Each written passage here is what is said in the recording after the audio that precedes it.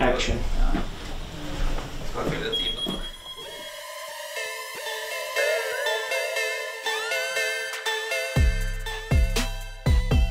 What did your family think when you said, I'm going to work in a jail? Oh, they loved it.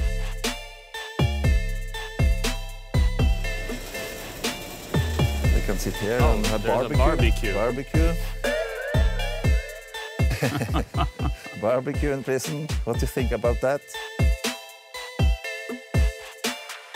You developed a talent here. I don't see the sentences, I just see the people. They go to court to get punished. I mean, they go to prisons to become better neighbors. We release people to the society. What are you hopeful for? Freedom. Freedom as soon as possible. I'm sorry. I'm sorry.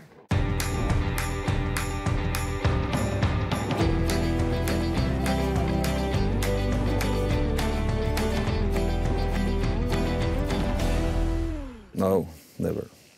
No one have tried to escape. No one has ever tried to escape this prison. No.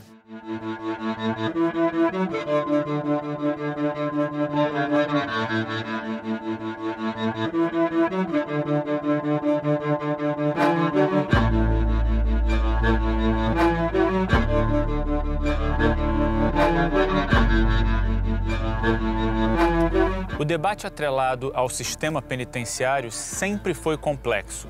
Afinal de contas, para que serve uma prisão? Para proteger quem está fora ou para punir quem está dentro?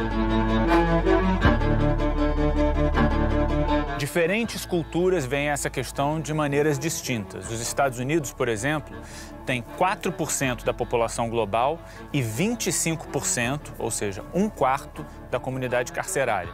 O Brasil não fica muito atrás. É o terceiro lugar nessa lista.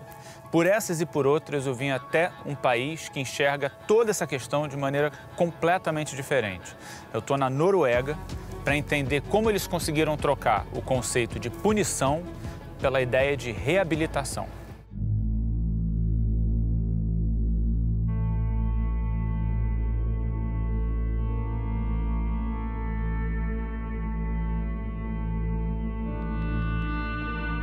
A 1h30 de Oslo de carro fica a prisão mais humana do mundo. Em 2010, o rei da Noruega decidiu criar uma penitenciária modelo, um exemplo não só para os noruegueses, mas para o mundo inteiro. E a intenção era que o mundo aqui dentro fosse parecido com o mundo aqui fora. Então, os presos têm acesso a exercícios, privacidade, banheiro e um mínimo de dignidade. Essa brincadeira custou mais ou menos 200 milhões de dólares. Hoje em dia, 252 presos moram aqui. A gente está falando de estupradores, pedófilos, serial killers, assassinos e a lista continua. Bem-vindo a Halden.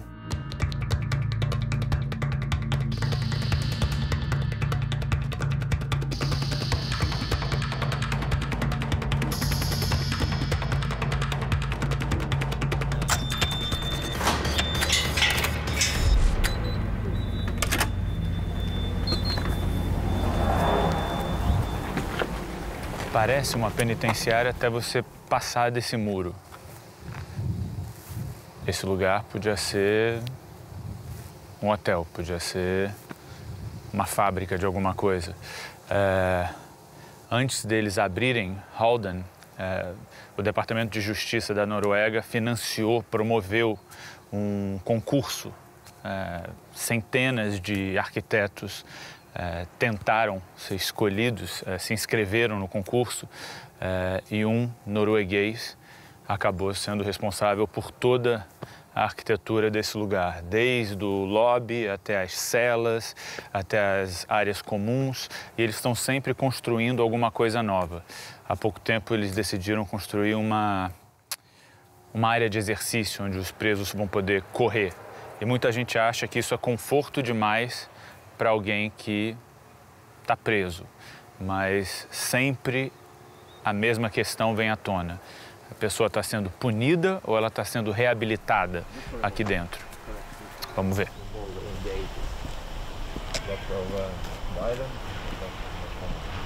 I know that Norway is different in that sense, but we grow up watching prisons on TV. Yeah. We grow up reading about prisons in books, and you have an idea in your head. How different is your experience from what you thought it was going to be?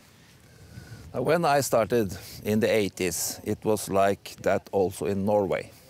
It was? Yes, it was bad prisons. It was very high reoffending rate, 60–70% reoffending rate.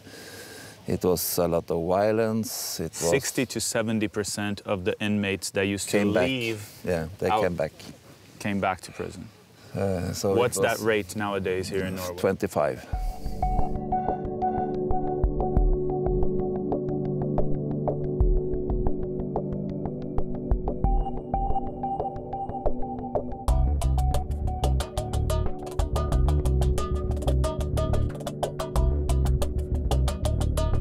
So this is where the inmates' families come to spend time with the inmates, is that correct? Yeah.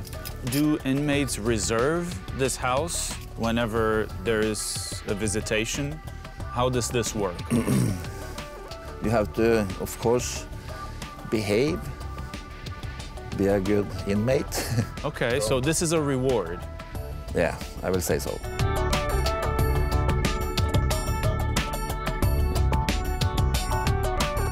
The summer is over, but here is a lot of colors, flowers. Is that where they do their gardening? Yeah, we have a group of inmates who are responsible for the whole area outside.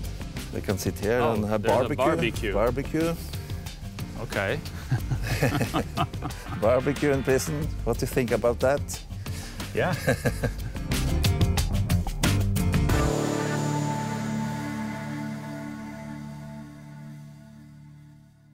As we know, geographically speaking, Norway is very far from Brazil, but when it comes to how the correction system works, I think it's even farther. Yeah. Not just from Brazil, but from America as well. If you shall have the inmates inside the prison for the rest of their lives, maybe that's okay. But if the inmates shall be released out to the society, like they are in Norway, everyone will be released, everyone. And then they will be citizens, neighbors, and hopefully they don't get back to prisons at once when they are released. That's the thinking behind this rehabilitation work, that we release people to the society.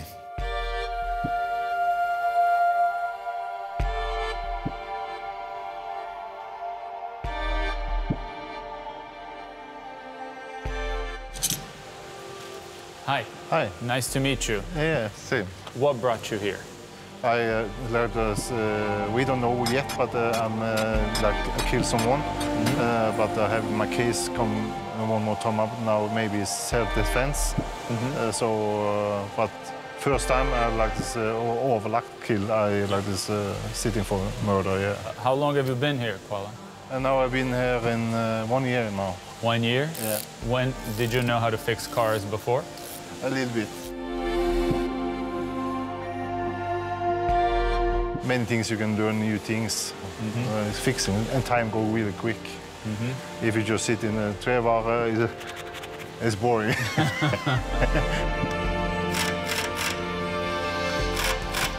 Some people out there, outside of Norway, they view this prison as an example of generosity, humanity. You're stripped of your freedom, I understand. What are the biggest challenges when it comes to living in Halden, and what are the best things about living here? Number one is like this, your family, you can only visit one time in a week, and you have short call time. Yeah. Like this, you want to talk to your wife, maybe, or your kids or friends, like when you want, but now you don't have this time. And you don't have this freedom, you can go outside. You need like this one day, and you get go outside, you're locked in, and like this food time and everything like this. This is difficult, and when you are alone in your room, then it's hard. Then you feel you miss your family, and like you think about your case, your family, Your life. Yeah, your life outside.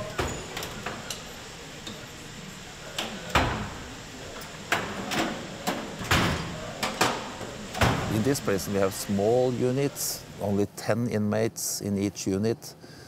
In other prisons around the world you have 20 up to 50 inmates in each unit and in each cell. Here you have your single cell. You can be alone if you want to do that. We have some units here where we can, where the inmates don't have to be in the workshops. You can stay only in the unit, but we don't isolate them.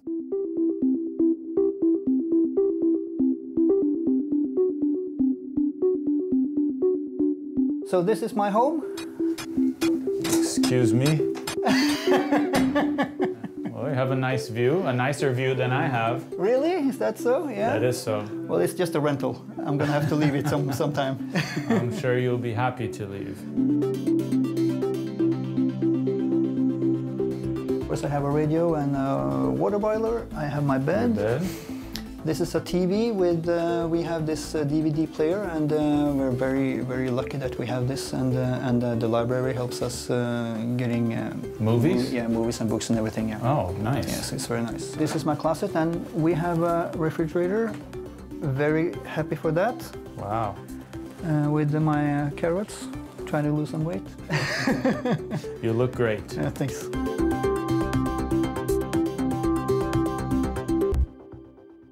And I have my... Oh, you have your bathroom. Yeah. Very nice. So every cell has its own bathroom. We're very lucky to have that. This is a fairly new prison. It's only 12 years old. I understand why it's interesting for you, for example, to be here instead of another prison, because this is known as an example when it comes to the incarcerated community, when it comes to jails. Why do you think this lifestyle inside a prison is important for society, for those who aren't inmates, for those who are not locked up, for those who have not committed a crime? Well, I think it's the mystery of it, that most people, they don't get to see the inside of a prison. Maybe people think it's a lot worse than it actually is. What was my first day in prison like? It's been so long that I can't remember, but I remember that I was shocked at how normal it was. It was nothing like the movies, not at all.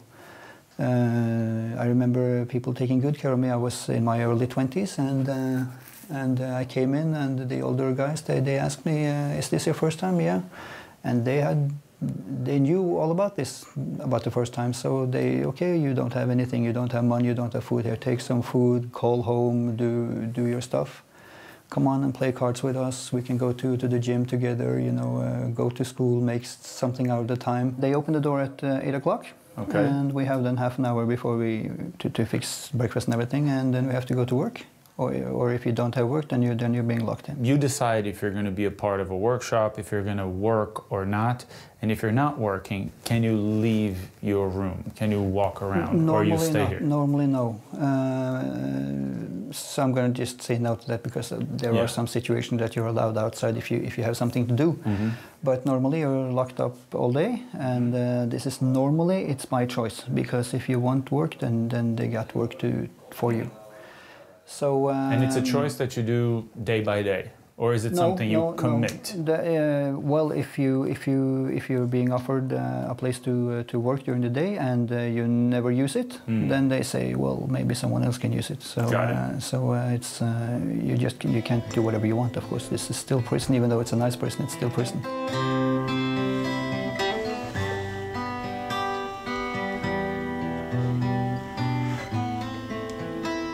When you're locked up in the night and you're all alone, then you start, automatically start to think about what's going on outside. Is my girlfriend still there? How are my parents, my daughter? How is everything? And this is for me the hardest part. All the things that I have left outside, that I don't get to have any control over anymore when I'm inside here.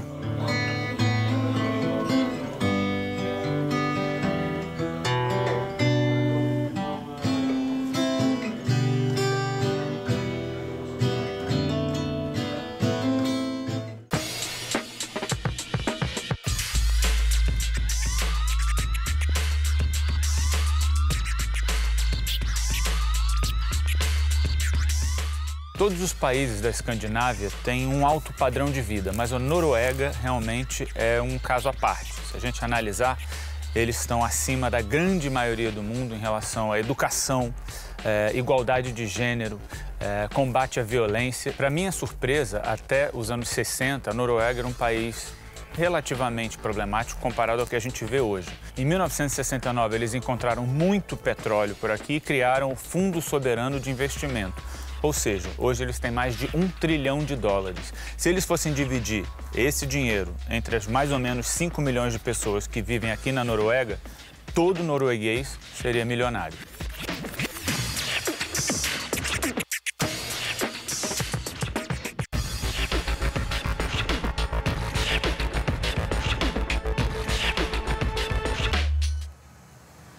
Uma das críticas mais comuns quando o assunto é essa penitenciária é o custo por trás dela. Não estou falando só dos quase $200 milhões para construir essa prisão, mas sim o fato de que cada preso aqui dentro custa mais ou menos ao Estado $114 mil por ano. Para vocês terem uma ideia, um preso no Reino Unido, numa outra penitenciária, custaria $40 a $45 mil por ano. Com isso dito, essas pessoas elas estão sendo preparadas para voltar para o mercado de trabalho, para ter um salário, para consumir, para ter uma vida normal. O que na grande maioria dos outros países, isso não existe. Essa ideia de um futuro pós-cadeia é uma coisa quase impensável.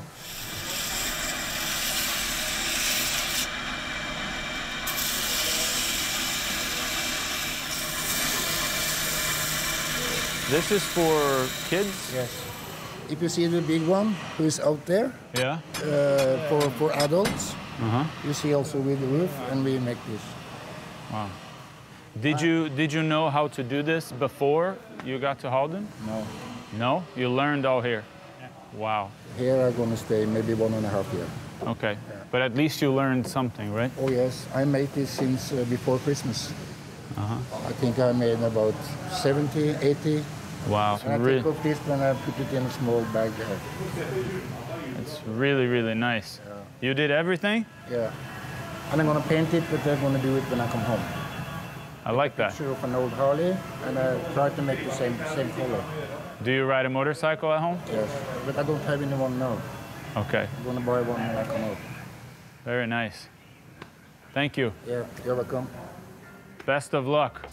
Keep it up. Yeah, man.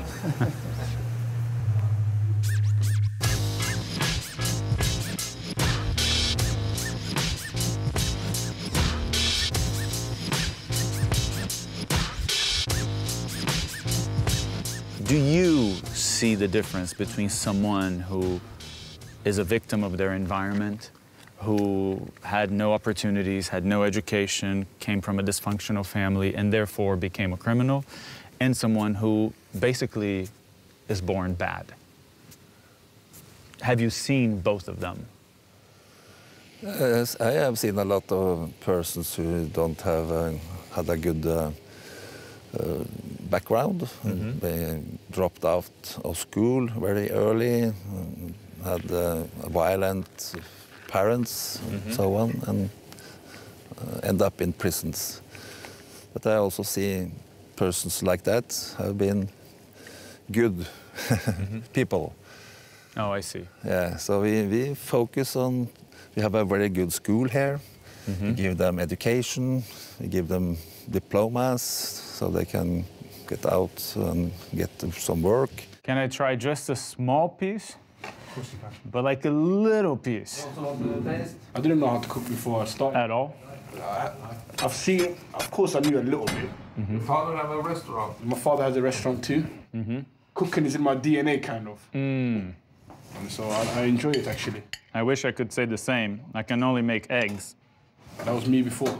I have hope then. Yeah, you have hope, exactly. How long have you been here? I've been here now 2 years nearly. 2 years? Yeah. And how old are you? 26. 26. Why are you here? I'm in prison for drugs.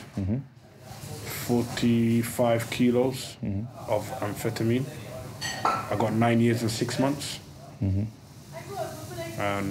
yeah, I got a long sentence, 9 years and 6 months. So I'm gonna have to spend until I get out, I have to spend 6 years behind the door. Do you talk to your family? I talk to them regularly every week. I have video with them, I Skype them every week. So I do have good family communication. Yeah. It's a situation I'm in, so it's not forever, it's only temporary. It's not permanent, so that's what I tell myself every day. Yeah. Like this chapter of my life is only temporary, it's not permanent, so. These are vegetarian burgers made from red beets and potatoes and onions and stuff. We have a few vegetarians here in prison. Yeah. So we just finished cooking them. So this is now going to, I don't know the English word actually, but they're going into the oven to finish. Oh, okay. So it's not much, but... No, I'll follow you. Picture you 15 years from now, when you think of the time you spent here. How is that gonna hit you? Now, at this present time, I feel like my time is well spent. Because every day I wake up, I'm learning something new every day. If I didn't have the restaurant, if I didn't have here to keep my mind busy, I don't know what I'll be doing with myself. I'll probably be climbing the walls. Yeah. So it's good that I found, how can I say, I kind of found a purpose. Like, I like coming here, I like serving people, I like making for example, I made this menu. Okay. Like going on the computer and typing out menus, starter, the welcome drink. Yeah. Starter, main course, dessert. So, the allergies. What do you think the rest of the world can learn from this system? What do you think the rest of the world can learn from a more humane idea behind punishment? If you just look at the numbers, then Norway have excellent numbers of relapse into criminality and stuff like that. And that is, of course, part because of the welfare system, and also because we are a small country. We are not so many people. We're just 5 million. When you're going to prison, if you have to go to prison for some years, and you're being treated like not like a person, and everything is supposed to be the hardest way, and you're not getting any. You're getting robbed from all your rights as a human being. I mean, I've been in prison for several years, but I can still vote. I can still get a job. I can still get on the welfare system. I have all my rights as a Norwegian citizen still. And I think this is very important, because if you're getting deprived of all your rights and everything, and you come out, and what you have left.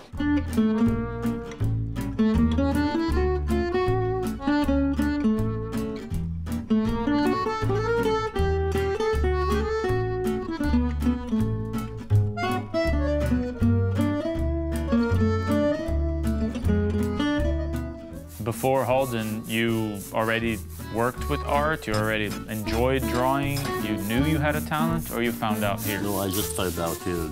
Really? It's my first time in my life I draw. Wow.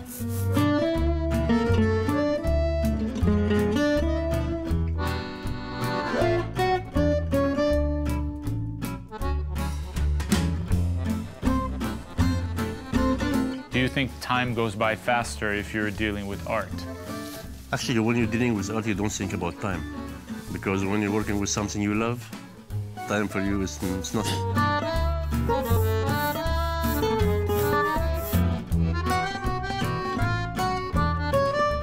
I'm gonna put it like this. I just bring one paper.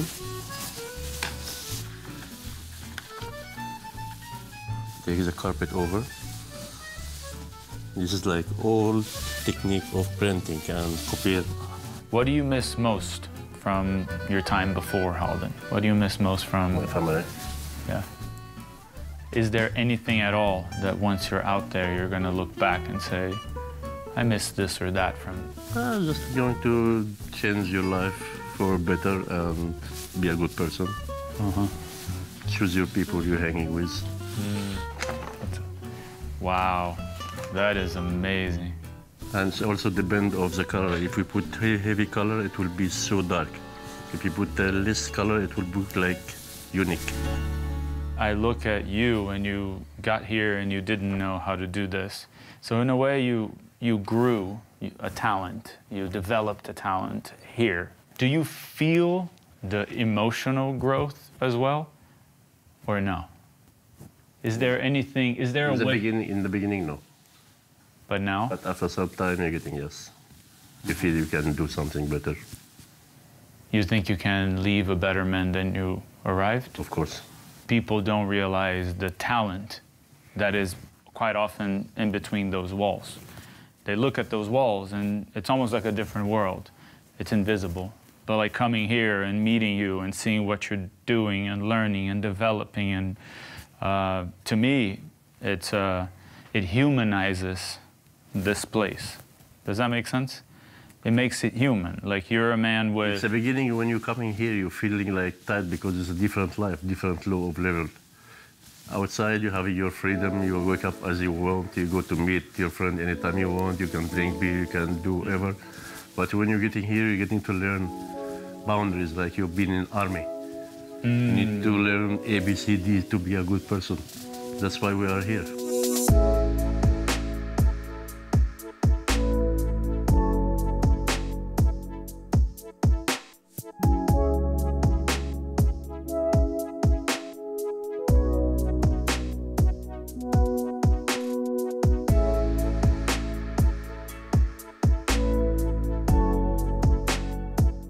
Why should a prisoner, someone who might be a serial killer or someone who has murdered someone, why should they have a second chance when the victim has not?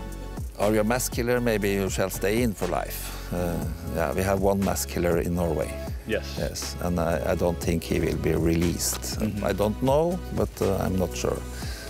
But the other also murderers and rapists, and everyone who are in prison will go out in the society one day. Yeah. And therefore we have to prepare, I think, the society and them. Because if they go out from a prison where they have been treated very bad, they will be very dangerous. Very dangerous. And they maybe will kill more people.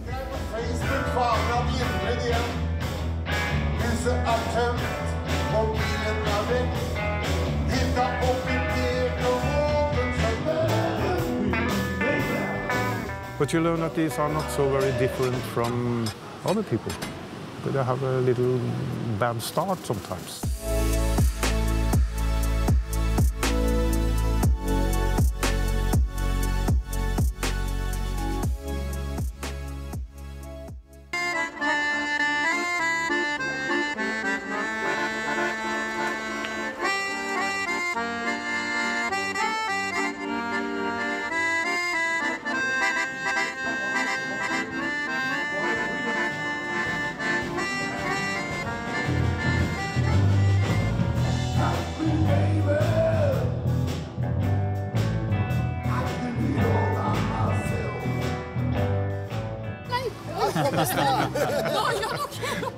It's a star. Are those your fans? This is the activity, you know, leader in Berg prison here in Westfold. Oh, really? In Tønsberg.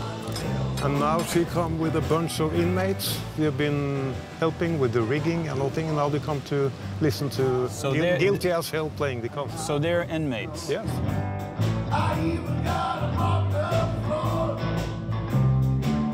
It's fascinating how relationship between inmates and officers is different from what I think the rest of the world expects it to be here. It's very different. You were in prison for domestic violence? Yeah, yes.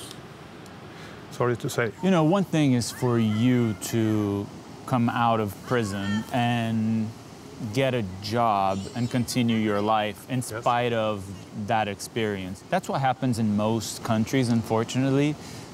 The former inmate wants to almost become invisible to the justice system. They don't want to call attention.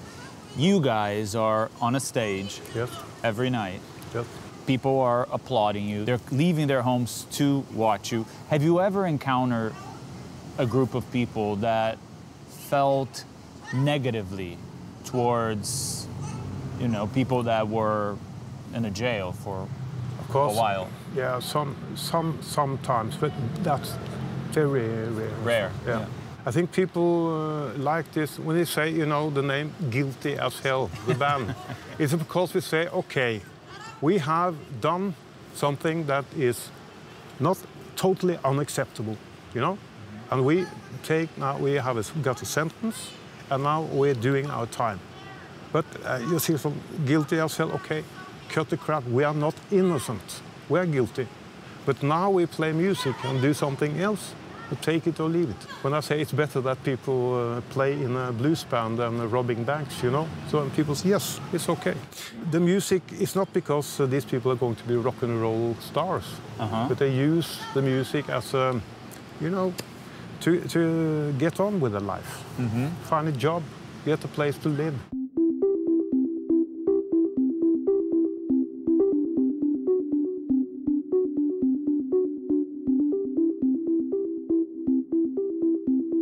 What can the world learn from this kind of behavior, of not thinking about your well-being, but actually thinking of the well-being of an entire country? I think there's something interesting in the way you pose that question, right? Other people's well-being and my well-being, they're interconnected, aren't they? I think that's like a part of the understanding. Having a more equal society, there's this understanding that benefits all of us. Beginning of time, Norway was a hard place to live. It was really hilly and rocky, and you didn't have that much fertile land. Only like 2% of the land is like made for farming. So you never got that big class of landowners. A lot of landowners, but owning very, very small farms. And so everyone had to collaborate from the beginning. That's fascinating. And nobody could really own that much. So it's never been me versus you, but it's always been us as a team. You know, a lot of times when we talk about crime, when we talk about people that are in prison, we talk about how horrible that situation was for the victims of those crimes. But is there a way of also viewing them as victims of society? If you look at in terms of like the criminal act, they're perpetrators. But if you look in terms of their like life stories, a lot of like the people who end up in a situation where they do something illegal, and I think this is the notion that a lot of Norwegians share, if not all of them. A lot of them have been like neglected as children. A lot of them have been like having issues with like drugs and substance abuse, which in Norway also is like more and more considered like a medical condition and not like a sort of like delinquency or like whatever you would see in the US, for instance, where you have the war on drugs. So I think in general, a lot of people would see someone who is in prison as someone who has like made some bad choices in like difficult situations.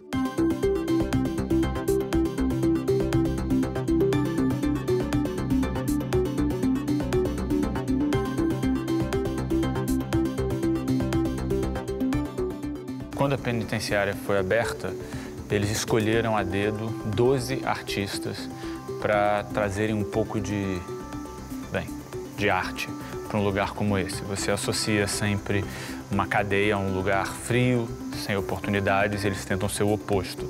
Tem um artista chamado Dok, que é um artista norueguês, então você tem as obras dele aqui. Essas obras dele foram capa da revista Time Magazine e do New York Times. Agora, o que é muito interessante é que aqui você tem mais ou menos 250, 242, se eu não me engano, presidiários, e você tem mais ou menos 500 pessoas que trabalham aqui.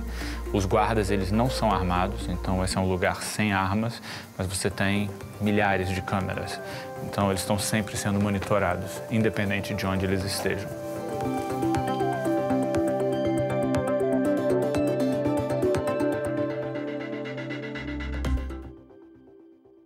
What did your family think when you said, I'm going to work in a jail? Oh, they loved it. They did? Yeah. And I think they just expected it. Okay. Kinda. It was no surprise to them. A lot of people that will watch this episode will focus on the privileges of being here.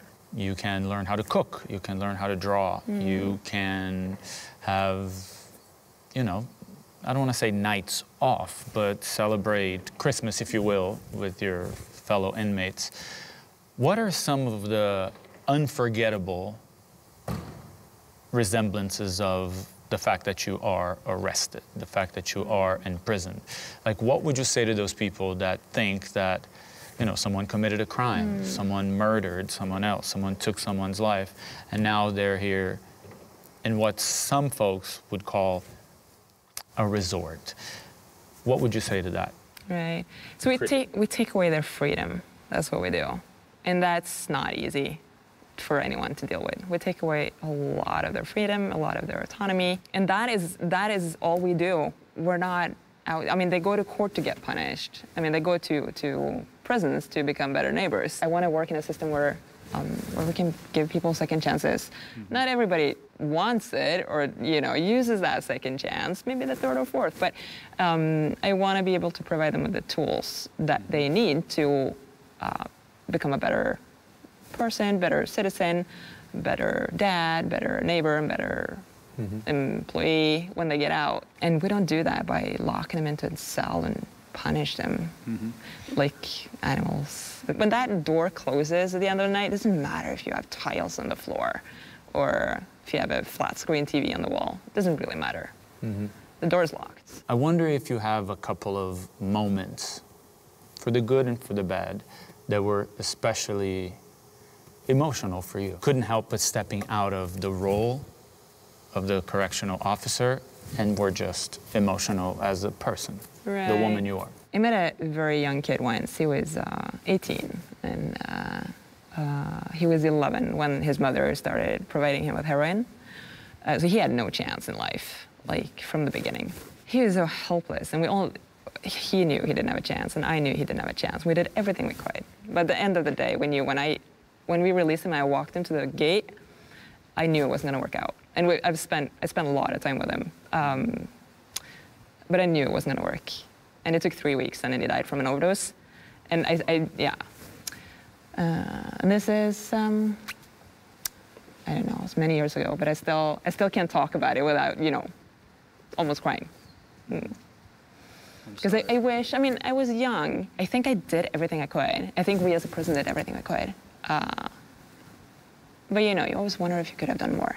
I probably couldn't, but you know, there's always that. Thank you so much. This is wonderful.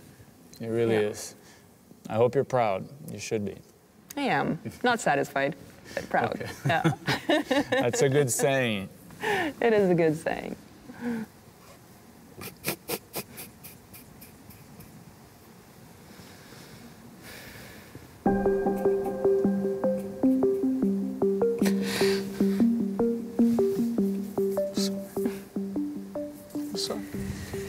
It's okay.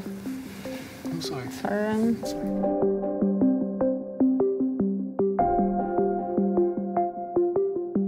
If there is a place that can give me hope, you know, it's this place. But it's just, I get attached to people, and I like them, and I want the best for them, you know?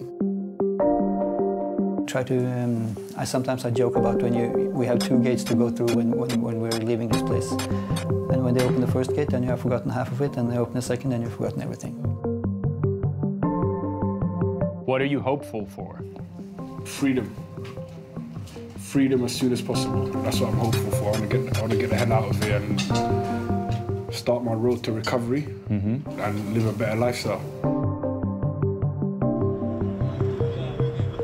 Eu diria que para a sociedade, poucas comunidades são tão invisíveis quanto a comunidade carcerária. E é muito louco você pensar que mais de 10 milhões de pessoas, hoje em dia, agora, no mundo, estão presas. E é fácil ignorar a existência delas, né?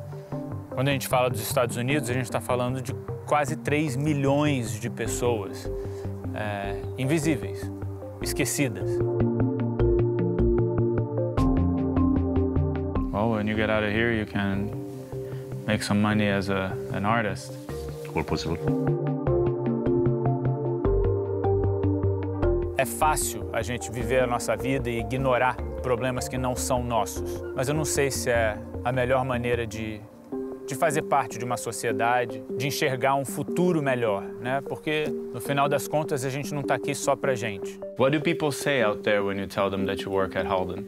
Yeah, well, that sounds exciting. They say like, oh, they do. Wow, are you interacting with murders? And yes, of course, but I don't see the sentences. I just see the people. Eu acho que a gente tem muito para aprender com esse país. E é interessante porque a gente pensa na Noruega e imediatamente a gente pensa na educação, a gente pensa no dinheiro, na aposentadoria. E é fácil a gente achar que a gente tem que aprender com esse estilo de vida. Mas eu acho que talvez a gente tenha ainda mais para aprender com esses obstáculos, com esses desafios, que são difíceis aqui, mas são muito mais difíceis de onde eu venho. If you could describe what you want to be remembered by once you leave Halden. Oh, that was a nice guy. And he is a prison governor, and he is so nice. Mm-hmm. In many other countries, they look at me as a lunatic, a crazy guy who believes in change. But I want to believe in change, that people can change. É claro que essa é uma empreitada ambiciosa, mas a gente também não sabe qual vai ser o resultado dela daqui para frente. Até agora, os dados, as pesquisas, os números, os estudos mostram que aqui existe uma melhora, enquanto lá existe uma piora. Então talvez a gente tenha muito para aprender com eles ainda.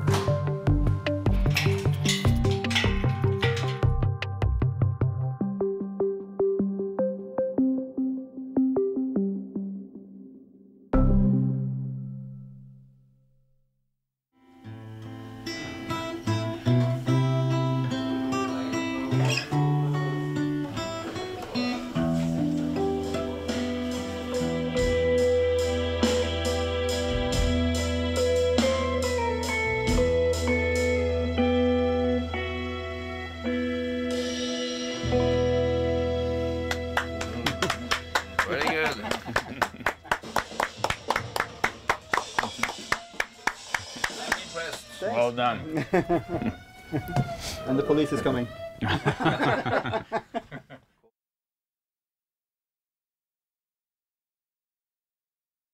Entre Mundos.